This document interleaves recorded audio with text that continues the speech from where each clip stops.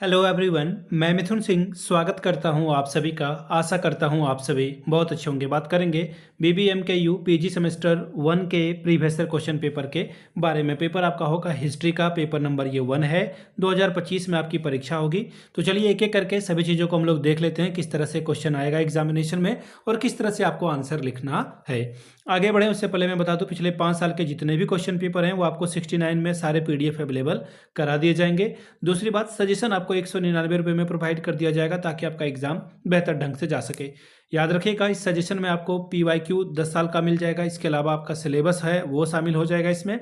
और इसके अलावा जो सबसे इंपॉर्टेंट वाली बात है कि लेटेस्ट एग्जाम पैटर्न क्या है, उसके आधार पर आपको ये सजेशन दिया जाता है। यहाँ से मेरी ईमेल आईडी आप देख लें, yourmithunSingh@gmail.com पे आप मुझे मेल कर सकते हैं। इंस्टा पे अगर आप हो, डू फॉलो मी @iMithunSingh। बाकी आप मुझे व्हाट्सअप कर सकते हैं 7979054474 पे। तो चलिए एक एक करके सभी चीज़ों को देखते हैं कि हिस्ट्री में किस तरह का पेपर आया हुआ था। ये रहा आपका पेपर, हिस्ट्री वाला पेपर आपको यहाँ से दिख रहा होगा।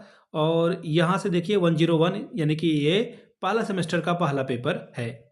2025 में आपकी परीक्षा हुई थी, 3 घंटे का वक्त मिला है। 70 नंबर आपको यहाँ पर लाना जरूरी है। ग्रुप ए मल्टीपल चॉइस के क्वेश्चन है और 6 सवाल यहाँ पे पूछे गए हैं और 6 में से आप अगर सही जवाब देते हो तो एक एक नंबर का आपको जो है आंसर, एक एक नंबर जो है मिलेगा।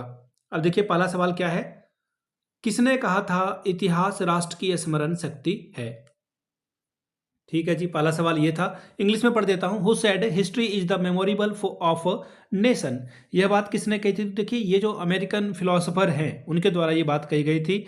मेमोरी ऑफ अ नेशन के बारे में जो विचार व्यक्त किए हैं वो आर्थर हैं। और यहाँ पे अगर आप ऑप्शन देखोगे तो इसमें कोई भी आंसर नहीं है। ठीक है, इसमें से आपको कहीं पे भी आंसर देखने को नहीं मिलेगा। ठीक है, लेकिन कहीं कहीं पे आप अगर देखोगे तो जो है राधा कृष्णन ने ये बात कही थी, तो आपको राधा कृष्णन वाला ही ऑप्शन यहाँ पे फिलहाल टिक करके आगे बढ़ना होगा। ठीक है, विकिपीडिया वगैरह में देखोगे तो आपको ये आंसर मिल जाएगा।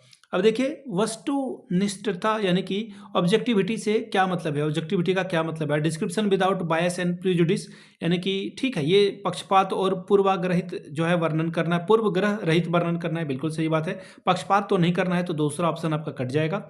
तीसरा है कि कंप्लीट डिस्क्रिप्शन ऑफ बायसनेस, बिल्कुल नहीं, नॉन ऑफ दिस तो होगा नहीं। तो पहला ही आंसर आपका क्या था, सही था, यानी कि आपको ऑप्शन नंबर 1 टिक करना था। अगला है who is the father of a positivism, यानी कि प्रत्यक्षवाद का जनक कौन है। ठीक है, प्रत्यक्षवाद का जनक कौन है ये आपसे पूछा गया है।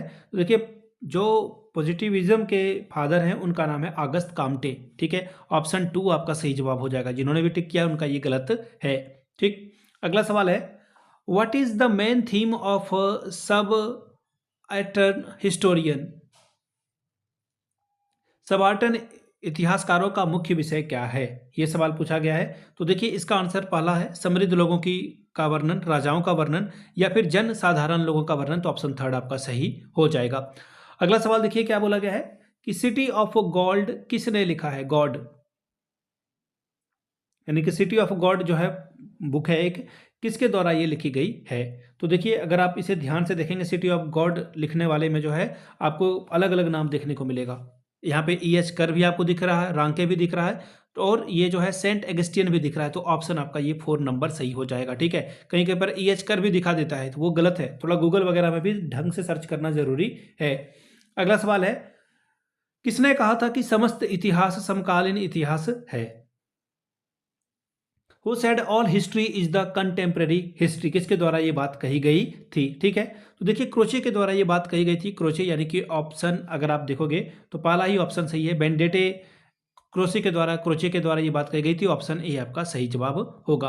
अब देखिए शॉर्ट टाइप के सवाल शुरू हो रहे हैं। कितने नंबर मिलेंगे आपको, 2-2 नंबर। ठीक है, यहाँ पे 4-4 नंबर का सवाल है। ऑब्जेक्टिविटी को जो है आपको डिफाइन करना है। फिर है इंपेरियलिस्ट आइडियोलॉजी इन हिस्टोग्राफी, यानी कि इतिहास लेखन में साम्राज्यवादी विचारधारा को लिखिए। ग्रुप बी की बात करते हैं। 4 सवाल आपको बनाने हैं, 14 नंबर करके आपको मिलेगा। 56 नंबर आप ला सकते हैं। पहला सवाल है what do you mean by history, discuss the scope of a history. इतिहास से आप क्या समझते हैं, इतिहास के क्षेत्र का विवेचना करिए। तीसरा सवाल throw light on the relation of history with archaeology, यानी कि इतिहास का पुरातत्व से संबंध पर प्रकाश डालिए।